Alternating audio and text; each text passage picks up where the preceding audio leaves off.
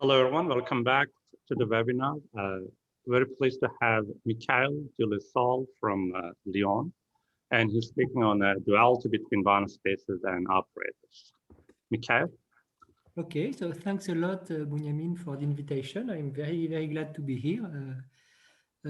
I first want to say that I've had some small technical problems with the sharing, so I think you can see my screen, and that's the most important, but I cannot see your faces. That's not completely most important, but I cannot see the chat either. So you can, if you have a question, that I'll be very glad that you ask it during the talk, because I like when the talks are quite interactive. And but if you just write comments in the chat, then I will not be able to read them. Okay, so the title of my talk is on the board. It's I'll be talking about a duality between Banach spaces and operators. I owe some of you maybe an apology, because it's something that I've already presented in front of some of you actually almost more than 5 years ago.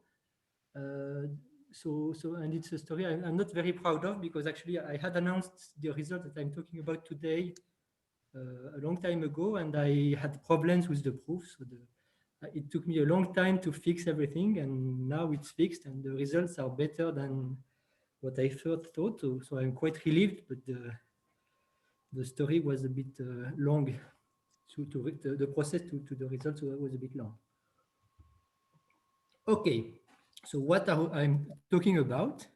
So it's the general question is about the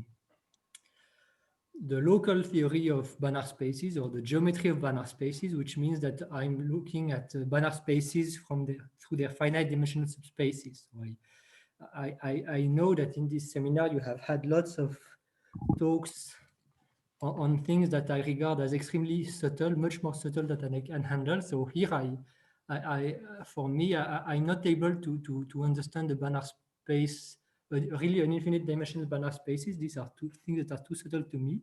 So I only regard them through the finite dimensional subspaces. So we lose a lot of structure, but I only remember this structure. So the plan of my talk will be the following. So I'll first explain some of my motivations for the study of this general duality that I will do. Then, after stating these motivations, I will be able to ask a question, which is not my question. I think it's a question that has been implicit for a long time, and that has been made explicit in a work by Pizier in the about 10 to 15 years ago. And then I will give the proof, because I think the more than the results themselves, what might be interesting is the proof. Okay, so let me start with the motivations, and actually my motivations, because I was not really trained as a Banach space theorist. I was more working with questions related to non-commutative and functional analysis, operator algebras, operator spaces, and then I'm very much interested in questions that turn around the group theory and the interaction between functional analysis and group theory. So let me give one first motivation for the question, which is from my work on group actions and Banach spaces. So there is a conjecture that I find really fascinating by these four group theorists, Baader, Friedman-Gelander, and Monod. And it says that whenever the group SL3Z, the 3x3 matrices with integer coefficients and determinant 1, it acts by isometries on a superreflexive Banach space, then actually it has a fixed point. So another way to say it is that any action, any group homomorphism from SL3 of Z into the group of affine isometries of a superreflexive Banach space, actually it's conjugated to an action with values in the orthogonal the linear isometries of the space. And so why did they conjecture that? So this conjecture is still wide open. And why do they conjecture that? Because a very famous theorem of Kashdan, which is Kashdan's property T, and also another theorem by Delorme said that when the space is a Hilbert space, it's true, because that's the characterization of Kashdan's property T, and SF3Z is the prototypical example of a group with property T. And also they were able to prove this, the conjecture holds for LP spaces using the Banach-Lamperti theorem that gives you an explicit description of the isometric group of an LP space. And actually, the conjecture is, I think the reasonable conjecture is even stronger, is that it should be true for every space with non-trivial type. But I will leave that for a bit later. And actually, in the direction of this conjecture, there is one very deep contribution that has been made by Vincent Laforgue, actually at around the same time as the conjecture was made.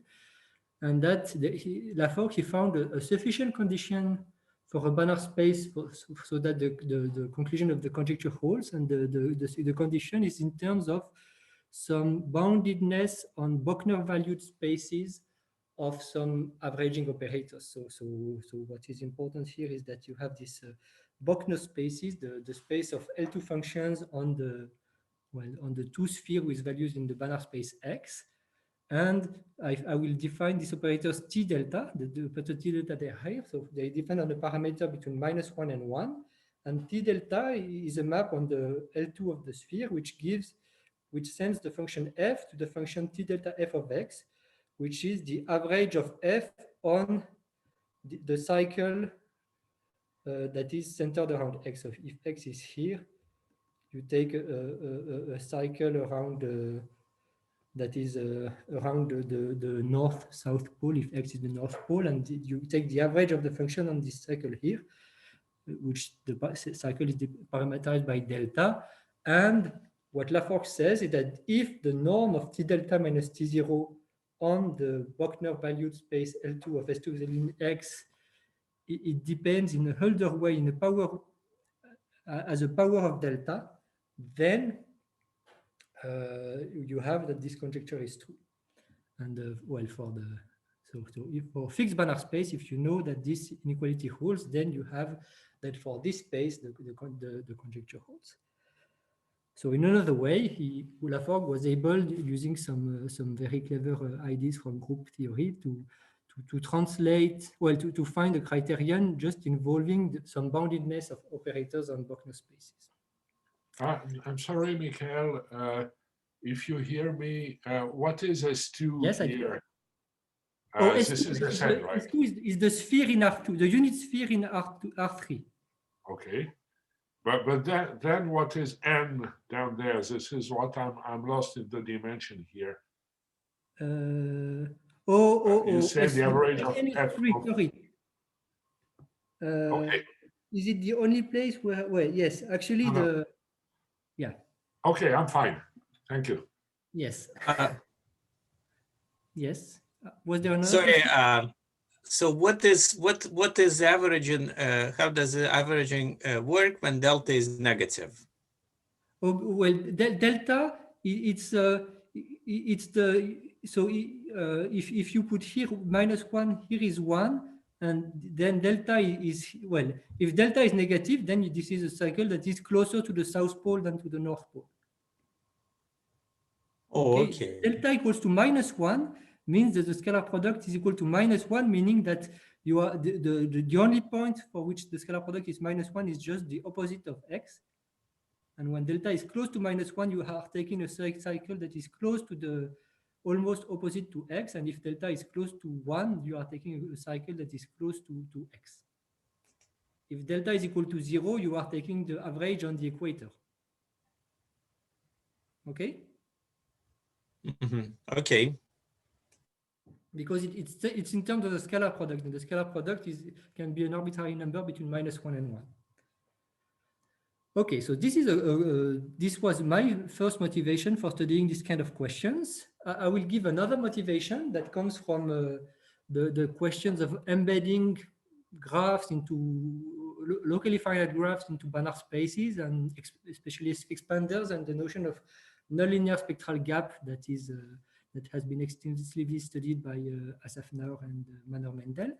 So let me give some definitions. So if I take a finite d-regular graph with vertex v and edge set e, I can consider the random walk operator associated to that, and it has some eigenvalues. So the first eigenvalue is 1, and then you can order them because it's a self-adjoint operator, and I call them lambda 1 to lambda cardinality of v of g. And actually, probably you have known, it's not very important if you have not, but you know that expander, a sequence of graph is an expander sequence. This is saying that you have that the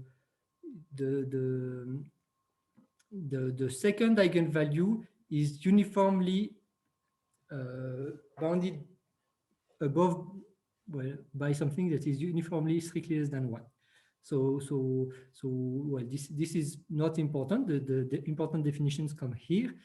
And if you want to say what does it mean that an expander graph is expanding with respect to a given Banach space, then so it's a property of a sequence of d-regular graphs, and the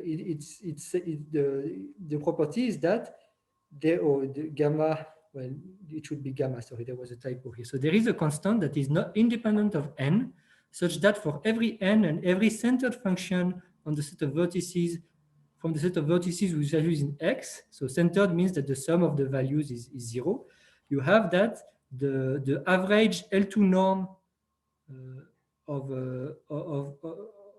f is bounded above by this can be regarded as the norm of the gradient. So you take the average of the difference between f of x and f of y over all vertices. And well, we call the validity of this inequality a Poincare inequality for historical reasons. And you can check, it's a small exercise in linear algebra, that if x is the set of complex numbers or marginally a Hilbert space, then having this inequality is exactly the same as having the expander property that I wrote here. So this is a strengthening of being an expander. Okay, so that's the definition. So you see from the definition that being an expander with values in x can be phrased exactly as some boundedness of some uniform boundedness of some operators on Bochner-valued L2 spaces with finite L2 spaces actually. Okay, and well, the reason why one of the reasons why one can be interested in that is that it's an observation by Gromov that when you have this, then whenever you try to embed the graph seen as a metric space into X, actually it collapses. All of the points they are collapsed in a small region. So if you want that, to make it precise, if you want the function to be one Lipschitz, meaning that the norm of f of x minus f of y is less than 1 whenever x and y are joined by an edge, then the right-hand side will be equal to 1. And so the left-hand side will be bounded by 1 over gamma. And so this exactly says what I said before, that most of the points, they are sent into a fixed ball around 0. Okay. So this is the definition, and actually there are many questions that I find fascinating about this. So most of them come from the work of Mendel and Naor. So let me state 3 questions. So one of them is no longer a question. It has been answered, and the other are open. So the first question is, do super expanders exist? Where super expanders means that you have an expander with respect to every super Banach space.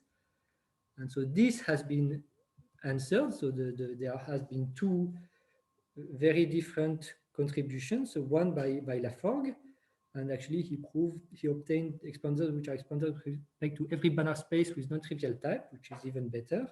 And then there is another construction using zigzag products by Mendel and Naor. So there do exist super expanders.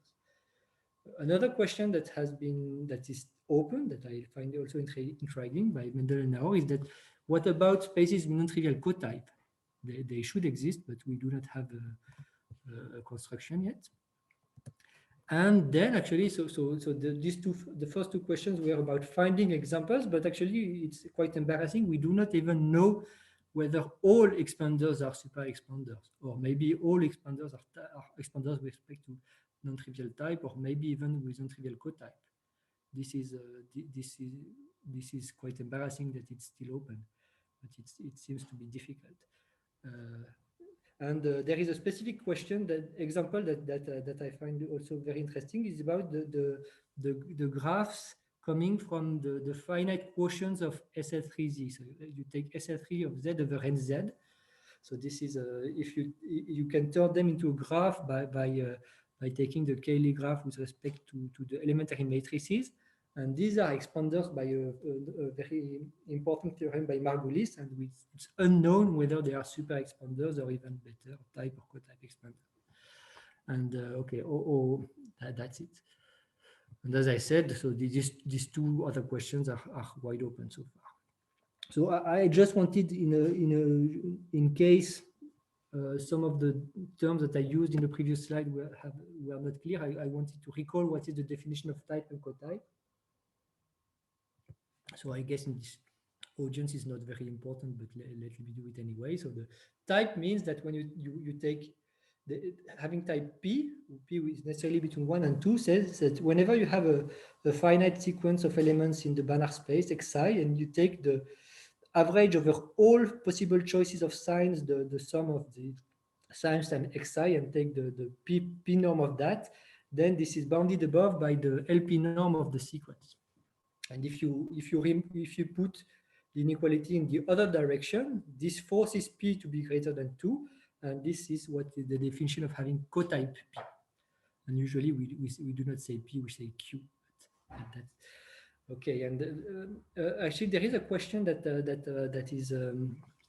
is quite related to the previous, but I will not say how it's related, but it's an old question from the late 70s, which says that, is it true that a space has non-trivial type if and only if we have that this sequence Dn of x, they grow as a power strictly less than 1/2 of n, where Dn of x is the largest dimension of the n-dimensional subspaces of E, the largest distance to the Hilbert space of dimension n to of the spaces of dimension n in X.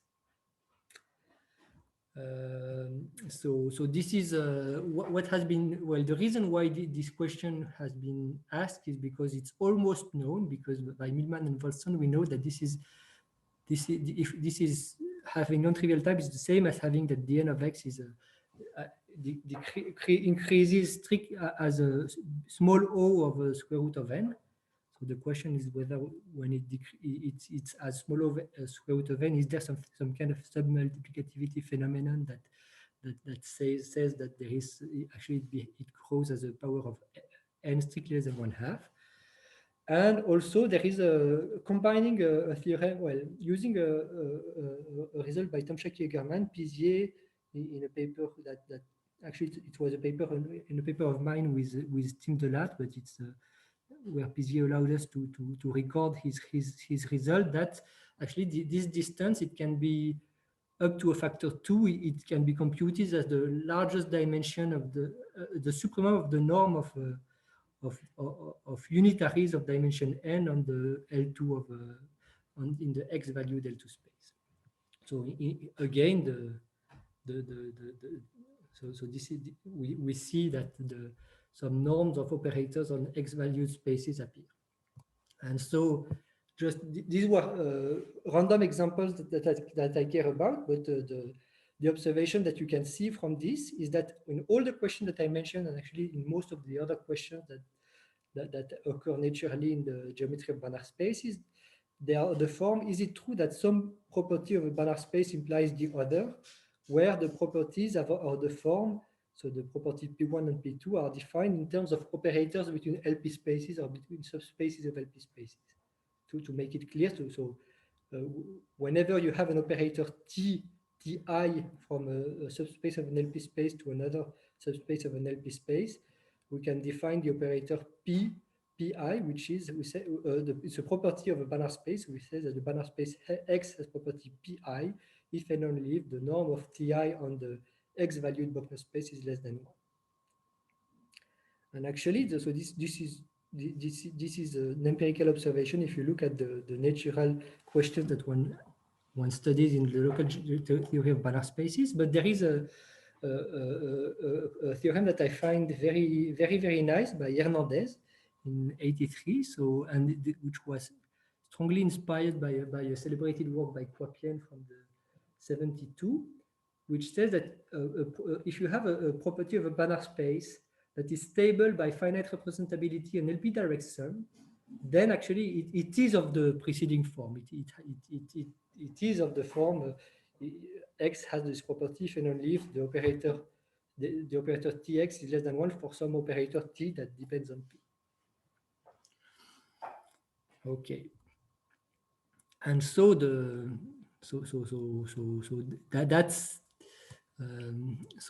main question that I would like to discuss today is how can we at least theoretically answer questions of this form? And let me put them all this in a more abstract form, which I think it will be perhaps even clearer this way. So you can forget everything that I said so far. You can just now I will give you a very simple abstract definition, and so I will define a duality between Banach spaces and operators. So I denote by ban all the Banach spaces and op all the linear operators between subspaces of LP space.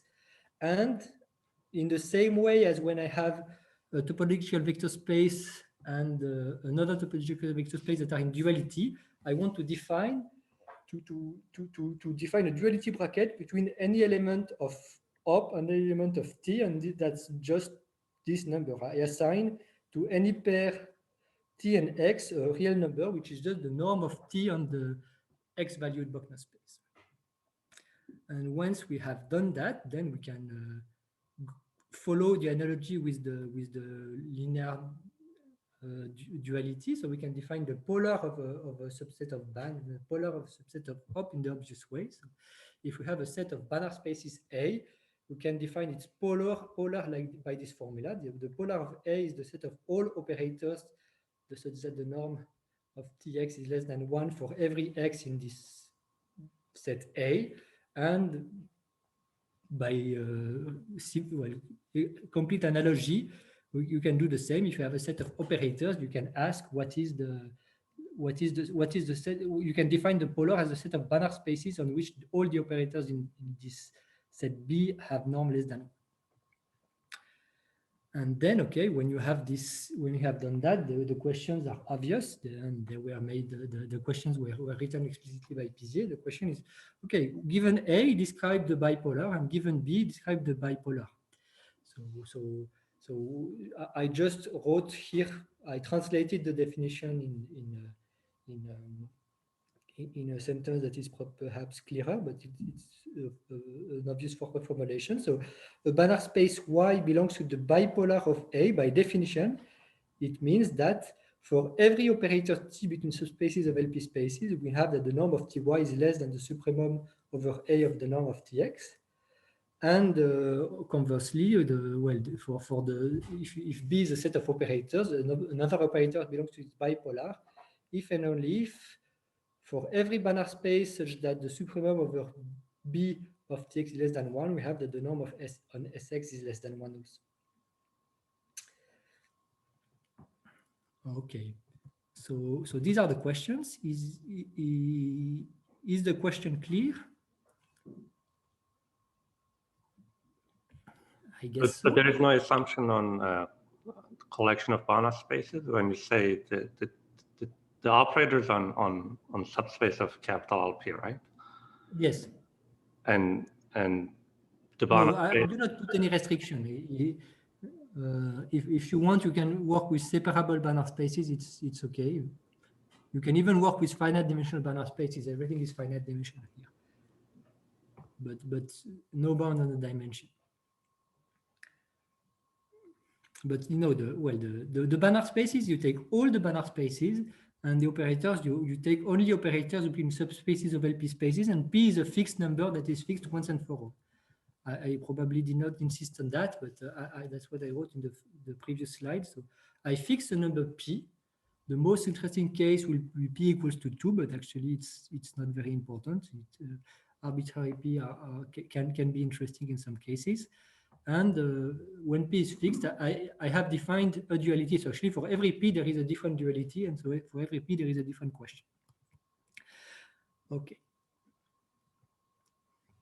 And just a reminder, very quick reminder. So where does this terminology come from? It comes from the classical bipolar theorem for topological vector spaces. So if we take a topological vector space E and its topological dual E star, then we can define the polar of any subset. Well, actually, to be simple, I will only consider cones, meaning sets that are preserved by all positive homotheties.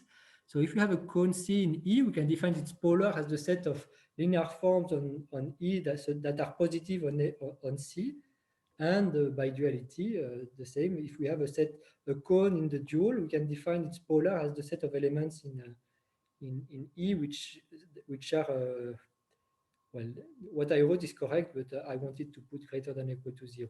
It's the same because we have a cone. Anyway, here I put this in. I put two definitions, but actually the second is a particular case of the first because the E is the dual of its dual for the weak star topology. So it's the second is a particular case of the first, and so this is completely symmetric. And the classical bipolar theorem, it says that the bipolar of a cone is just the closed convex hull of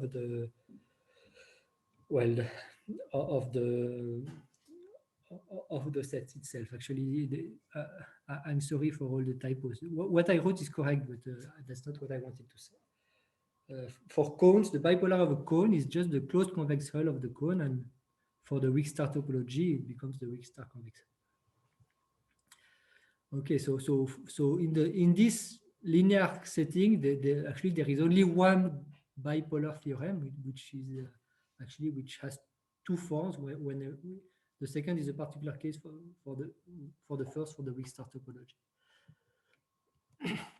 Okay, but actually for the duality that I'm interested in, the situation is completely asymmetric. Indeed the first question describing the bipolar of a set of Banach spaces, it was completely solved by Hernandez. Actually, the result that I quoted before by Hernandez is a particular case of this one, as we shall soon see. And the theorem is very, very, very nice to state. So it says that if I have any set of Banach spaces A, we can define its bipolar as it's bipolar. It coincides with all the subspaces of ultra products of finite LP direct sums of elements of A. So if you don't like ultra products, it's the same as saying that these are all the Banach spaces that are finitely representable with constant 1 in the finite LP direct sums of elements of A.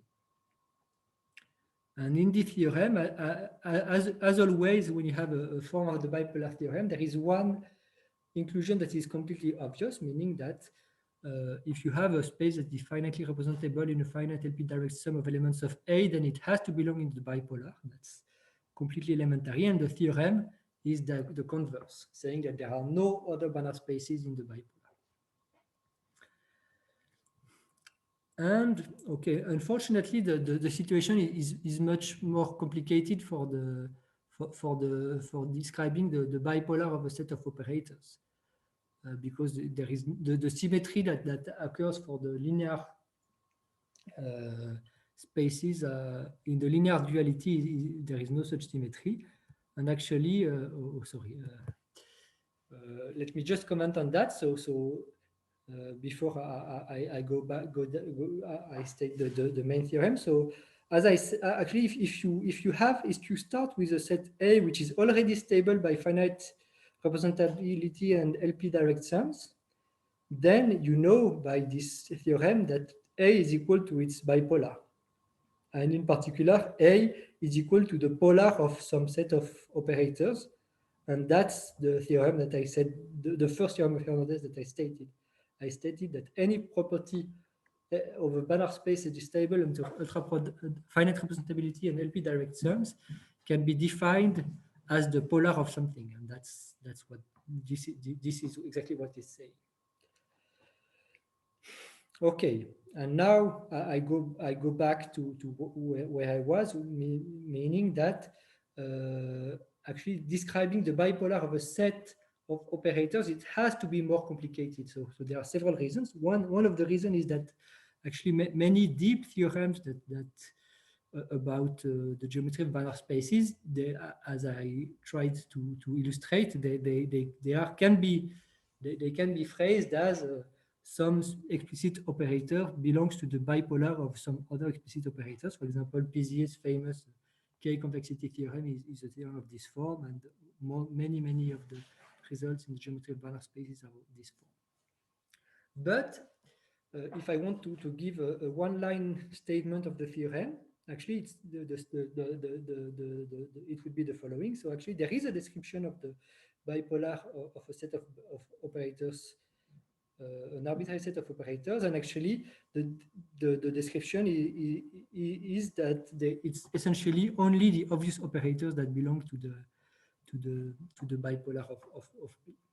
So actually any bipolar theorem should be of this form. Okay, it only there is in any form of the bipolar theorem, morally there should be one direction that is obvious of the theorem saying that the obvious inclusion, there is nothing else than the obvious inclusion.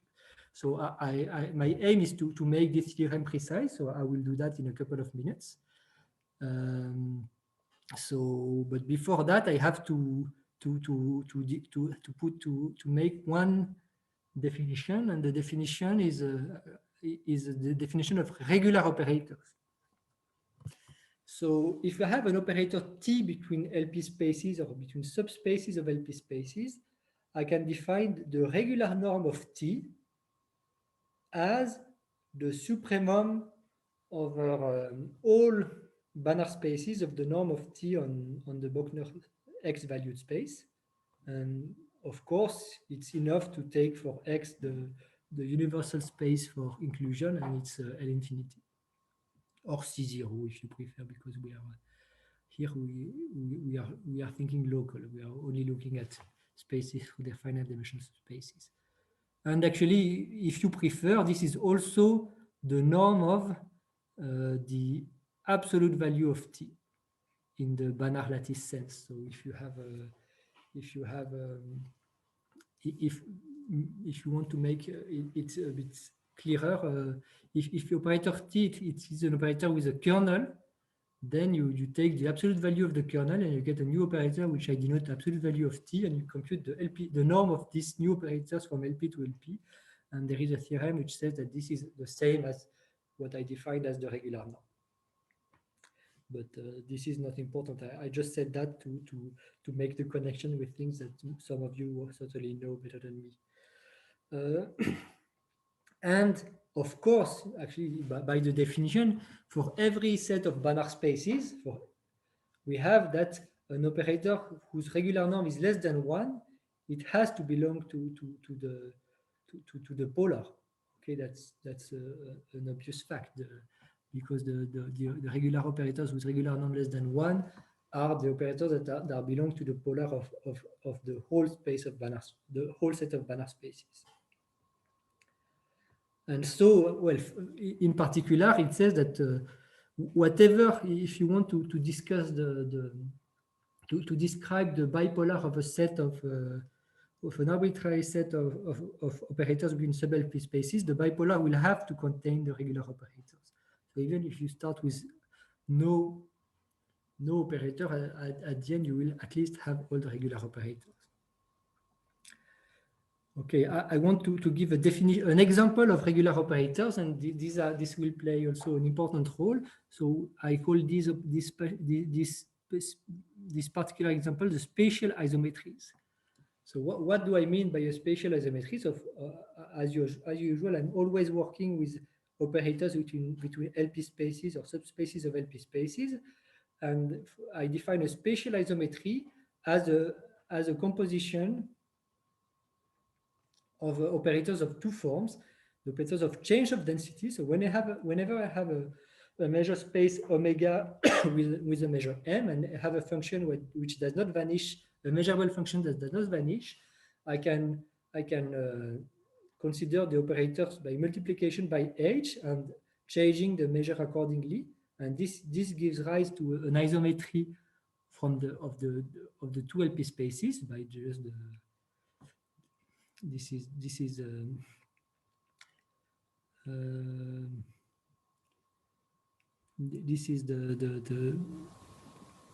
an obvious formula. If you look at what is the LP norm of HS for this form with respect to this measure here, you will have the absolute value of h to the power p, which will cancel with that, and you will get the LP norm of f. So these formulas of this form gives rise to isometries, which I call spatial. Another form of spatial isometries are of the following form. Essentially, what you have to think of is that if you just have two families of random variables with the same distribution, then the map sending one to the other should be also what I call a spatial isometry. And actually, there is a small technical point that is perhaps not important to stress off now, is that actually I don't care about I'm not necessarily working with probability measures m and m prime. So I could say that on some part of the space, the functions, all the functions, they do vanish, and that's why it will still be what I call a spatial isometry, and this is why I only restrict these equations for the subsets which do not contain the zero element of C to the n. And again, it should be obvious that operators of these forms are isometries, and actually there are isometries also on Bochner valued spaces for the same reason, because you can write the formulas and it's clear that every spatial isometry has regular norm 1 and is even a regular isometry. Okay, and so the point of this slide was to say that, okay, when you in the bipolar of anything, you will always have the regular operators and you will always have the spatial isometries. And the theorem that will come now, it's a bit long and it's perhaps a bit scary, but the message is that the only operators that belong to the bipolar are the ones that come from B and the regular operators and also the spatial isometries in a way. So let us look at the statement. So the bipolar theorem, which answers the second question that I wanted to emphasize, it's the following. So if we start from any set of operators between subspaces of LP spaces, and if we take any other operator T from a linear space E to a subspace of LP of omega 1m1 to another LP space, then the theorem characterizes when T belongs to the bipolar. So T belongs to the bipolar if and only if something happens. So let's look at it. So for every n, because everything is finite dimension, every important phenomenon are happening in finite dimensions. So for every n and every epsilon positive, there is an operator S, which is of the following form. It's a LP direct sum of operators where the first one is a regular operator with regular norm 1. And the others, they belong to B. So I have if you want, operators of this form, you can think of them as the convex hull of the union of B and the regular operators. Okay, that's how we want to think of it, because at the end, the theorem will say that the bipolar of B should be equal to the closed convex hull of B. And here I have defined the convex hull of B union the regular operators, and these are the operators of this form.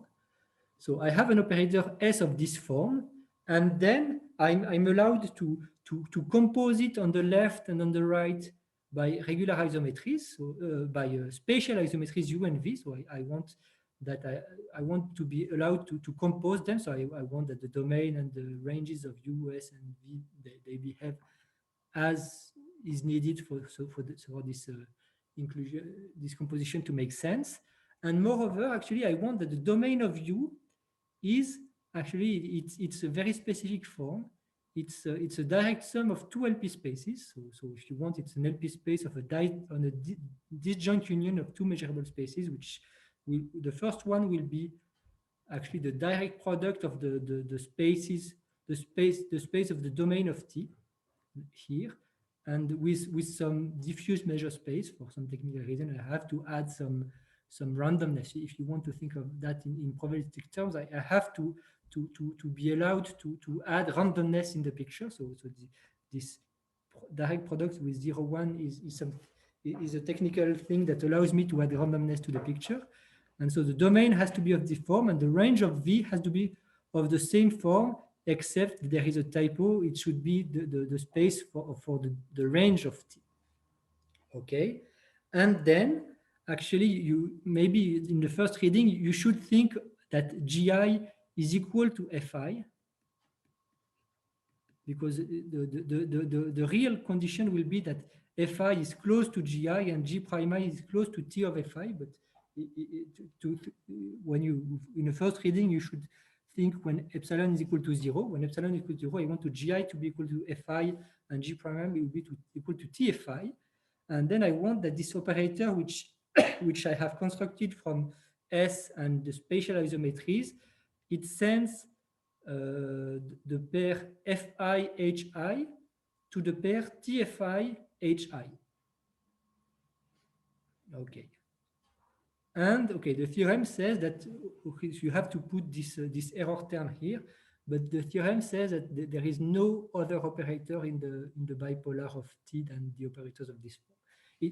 I think it's an interesting small exercise to check that indeed operate if one direction is rather clear, meaning that if I can factor the operator in this way, then I will get the operator T will become to the bipolar. And again, the theorem is that there is nothing else. Okay, so that's the theorem.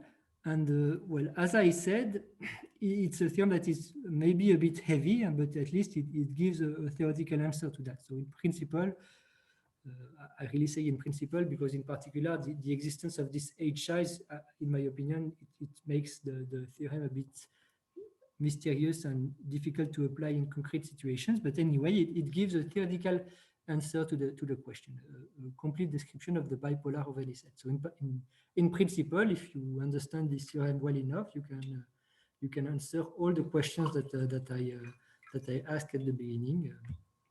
Well, the problem is that it's not so easy to work with, and the questions that I asked are still open. But anyway, at least theoretically, it's an answer. And more important than the theorem, I want to explain the proof, because the proof is very simple actually, and I have the feeling that this approach it's something that has not appeared so far in the geometry of Banach spaces, the tool that I'm using. Maybe they have appeared in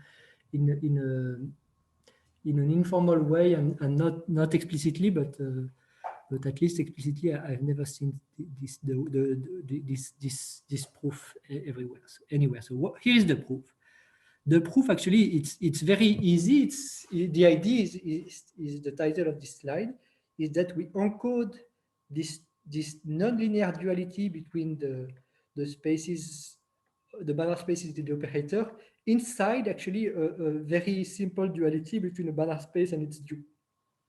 And how do we do? And actually we will do this for every integer n, we will have one duality, and for fixed n, it will encode the duality between the Banach spaces of dimension n and the operators whose domain have dimension n, and then putting everything together, we'll be able to encode the whole duality.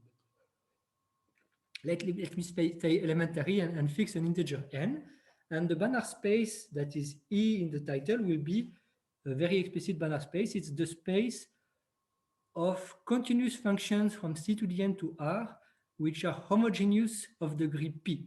So meaning that if I evaluate this function at lambda times z, when z is in C to the n and lambda is a complex number, I get the modulus of lambda to the p times phi of z.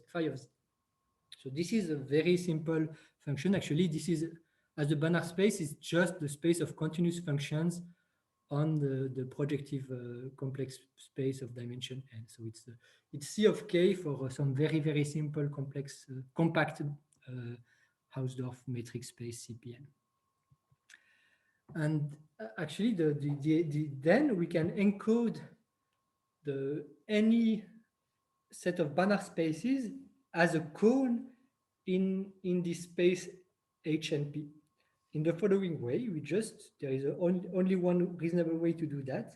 So whenever I have a Banach space and n vectors in this Banach space, I can consider the norm to the power p, and this is a homogeneous function, continuous homogeneous function of degree p, but I restrict to Cm because I have n vectors.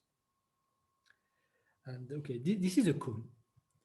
And conversely, whenever I have a set of operators between LP spaces or subspaces of LP spaces, I can consider for every n-tuple in the domain of this operator, I can consider the following linear map, linear form, element in the dual of this Banach space. So if I have a homogeneous function of degree p, I can consider the integral of phi evaluated at f1 of omega to fn of omega with respect to the measure mu on which the fi's belong, fi are in p of omega mu, and then minus the same for the image of the fi's.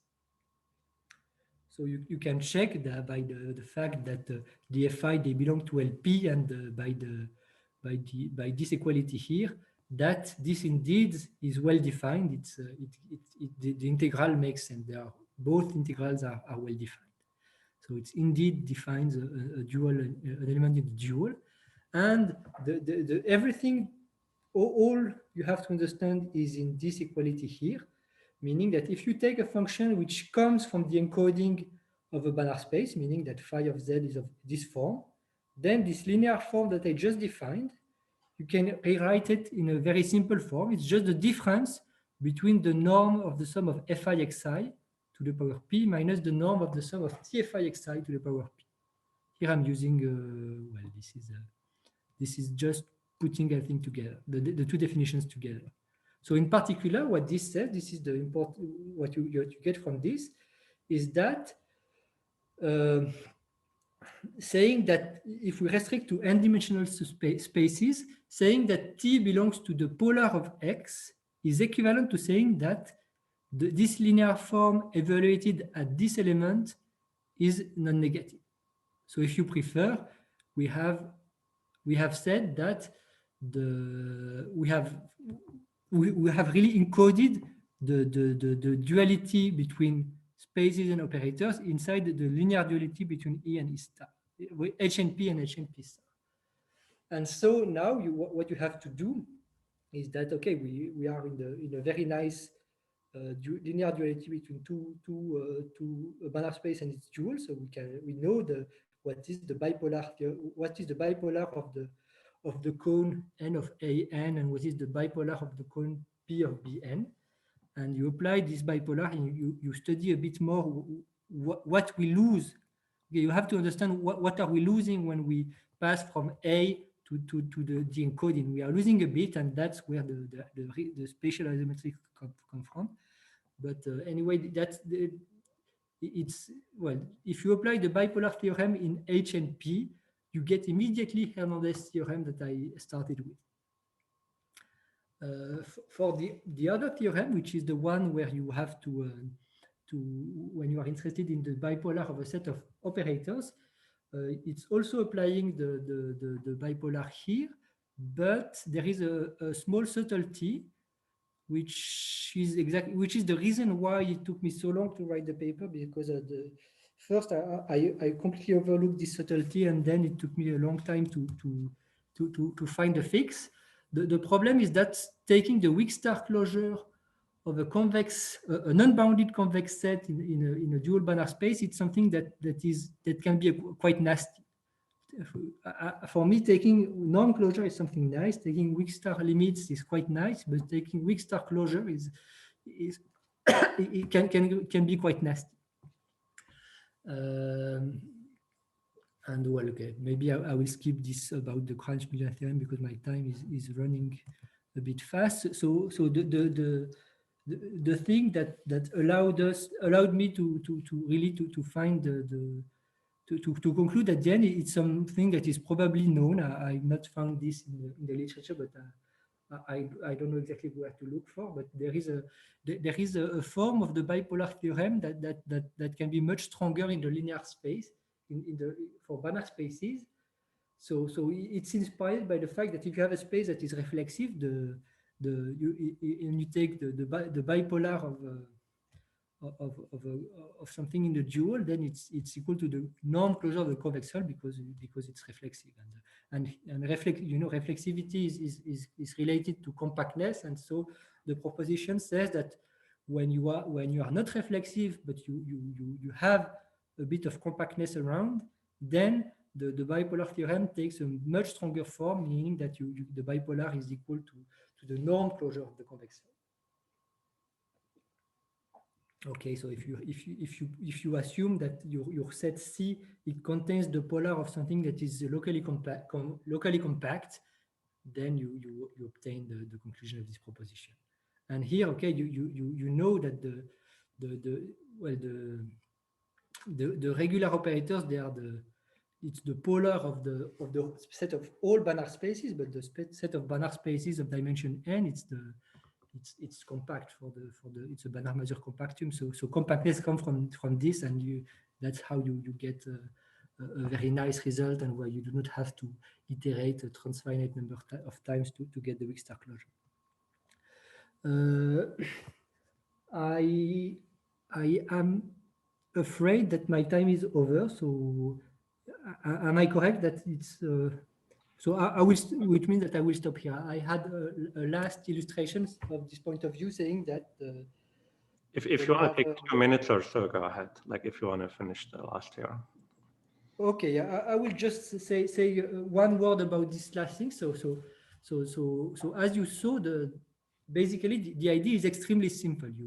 We have encoded this nonlinear duality inside the duality between this space H and P, which is actually, as a Banach space, it does not depend on P. This is just, as I said, the continuous function on the projective space CPn minus 1. And actually encoding Banach space inside this, it gives us also, I think it can give us enlighten some other classical results for example, in the isometric theory of Banach spaces. So let me state a theorem that is not a very difficult theorem, which I observed, which means that this space it is equipped with an action of the linear maps on C to the n by precomposition, an obvious action, and you can understand exactly what are the closed invariant subspaces of this Banach space. So there is if P is not an even integer, there are only two, so the zero space and the whole space. When P is an even integer, you have the degree P homogeneous polynomials, which are also invariant, and the theorem says that these are all the thing. And from this result, you get as an obvious consequence, a direct consequence, you get that any isometry between subspaces of LP spaces, they are spatial isometry when P is not an even integer. So this is a well-known theorem by Hardin, the characterization of the isometries between subspaces of LP spaces. And this point of view, this is, allows to give you a slightly different approach to the theorem.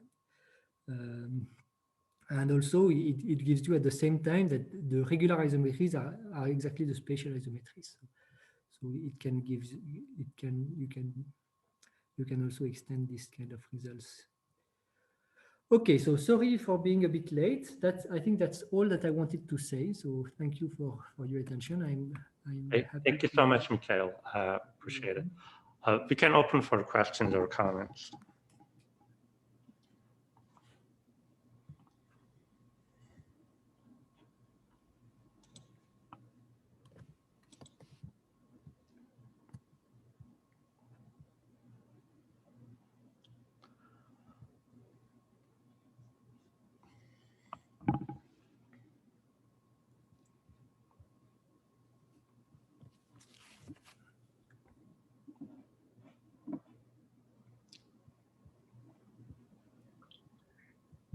What is hi, salut Michael. Salut. Salut. Yes, you know, the Hernandez thing considers jointly, I mean, three cases: subspaces of LP, quotients of LP, subquotients of LP. So of course, the natural question is how your approach, do you have hope to apply the approach to subquotient? The prettiest case is subquotients of LP.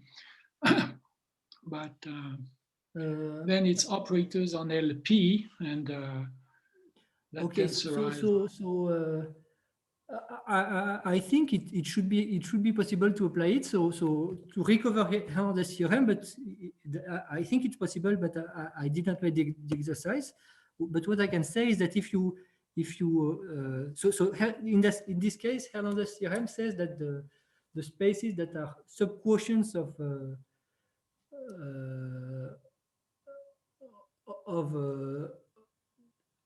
x-valued LP spaces, these are this is the bipolar for the polarity where you do not work with all operators between subspaces of LP spaces, but you work with operators between LP spaces defined on the whole LP space. That's the difference. And if you are interested in the bipolar of a set of operators between LP spaces and not subspaces of LP spaces, then formally the result for the duality that I gives you also allows you to characterize the bipolar of a set of operators within LP spaces just by abstract nonsense. But this is probably, but well, this is not exactly your question, and the answer to your question is that I did not check the details, but I expect that the answer is yes, that it's possible to apply this this formalism to recover also Hernandez theorem. okay. Thank you.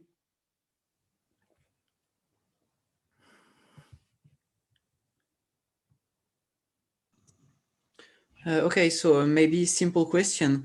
First, thank you for your nice talk. And at the beginning, when you're talking about families of expander relative to a Banach space or a family of Banach spaces, you always have a restriction like super-reflexive, non-trivial type, non-trivial cotype. Is there an obvious reason for which you need this restriction, for which, for example, C01, is there an obvious reason why there are no families of expanders for C01 or things like that? Yes. So let me explain that. I should have explained that from the beginning, but well, I made the choice of being fast on the motivations to be able to give some ideas of the proof. So what you have to observe from the definition that is here is what I said, is that when this has the very funny implication that it's impossible to embed the graph GN as a metric space faithfully in the Banach space X. The validity of this equation, it implies that every one Lipschitz map from your graph to X it collapses. It collapses in a ball of fixed radius. For most of the points would be the fixed radius. But if you have a space of trivial cotype, then it by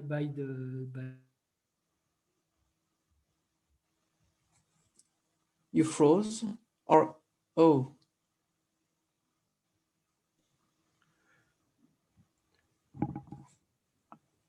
Yeah, I think we lost him for a sec. Okay. okay. So no, that's not my connection. That's, Yeah, Mikhail, can you repeat what you said? We lost you. oh, sorry. Yes, I see that my connection is unstable. Can you hear me? yes, I can. Okay. So what I said is that when you have non-trivial, when you have trivial cotype, by Mhm. the Bézier theorem, you contain almost isometric copies of L infinity of arbitrary finite dimension. Okay. And so you contain almost isometric copy of any finite metric space, because any finite metric space embeds into Okay. finite dimensional L infinity space. So Oh. having C01, it contains also it contains isometric copies of L infinity of finite dimension, but arbitrary large finite dimension. So C01 contains almost isometric copies of any finite graph. Okay. Thank you. And so what is extremely fascinating, it's possible, although quite unlikely, that that any sequence of expanders is expander with respect to any space of non-trivial cotype. This would be really a very strong result, saying that there is a very strong dichotomy. So on the one hand, you contain almost isometrically all metric spaces, and if not, then you have this Poincare inequality for expanders, which is apparently much stronger than not containing L infinity. Thank you. Mikhail, is it known that random construction of graphs does not produce expanders for all cotype spaces? No. Actually, it's really it's almost essentially nothing is known. So there is no one example of expander family that is known to be expanded with respect to non-trivial cotype space, and there is also no family of expanders for which you know that they are not expanders related to non-trivial cotype. So it might be that no expanders are expanders with respect to non-trivial cotype, but it might also be that all expanders are expanders with non-trivial cotype. Both are so far are possible because there is no result for non-trivial cotype. For non-trivial type, there are some results, meaning the existence of expanders with respect to non-trivial type, but for non-trivial cotype, there is absolutely nothing. No example and no counterexample. Thank you.